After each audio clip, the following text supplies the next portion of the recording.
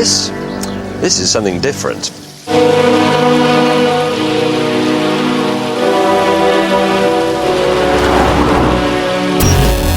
Yes, it has a normal engine, and yes, it has 4 normal doors and a normal hatchback, and yes, it's made in Britain. But look at it. I was expecting a 60s tower block, and they've given us the Guggenheim. Look at these headlights and this Honda badge inside a Perspex trophy cabinet. It's very Flash Gordon.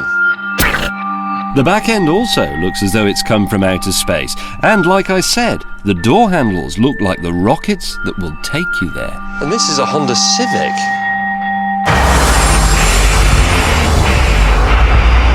Inside, they've continued the new tradition of braking with tradition. This dashboard is really groovy. You've got a huge rev counter with a mystical blue halo around it. And it even tells you, look at this, whether or not your kids in the back have got their seatbelts on. And even that hazard warning button is a thing of beauty. It's translucent and looks like a boiled sweet. They're the sort of features you used to find in Citroëns during their magnificent quirky era. But as this is a Civic, they probably won't fall off. You just know that you'll still be enjoying this when you're as old as, well, as old as most Honda drivers are.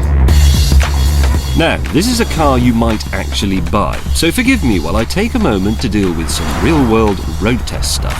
Prices. This is a mid-range 1.8. It costs around £15,000. That's about the same as a Ford Focus, a little bit less than a VW Golf. Fine. The 1.8 petrol is reasonably quick in a straight line, as is the 2.2 diesel, and they both seem to be able to go around corners without crashing. But there is some bad news. Ride. Once you start going faster, it just gets a bit too choppy. And frankly, it could do with a bit more sound insulation. I mean, I like an engine note as much as anybody, and I like it to be a fizzy V6 handcrafted in Italy. That's a rather dreary 4-pot from rainy Swindon.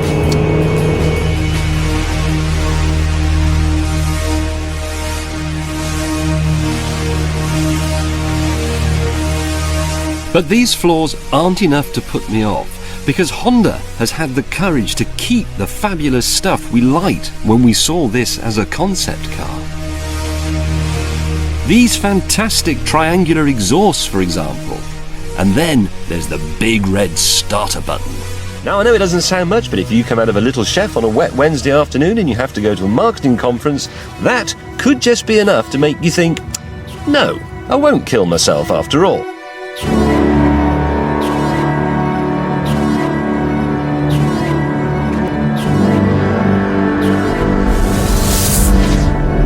What this car does is something that the old Civic could never do, something a Golf or a Focus or an Astra can't do either.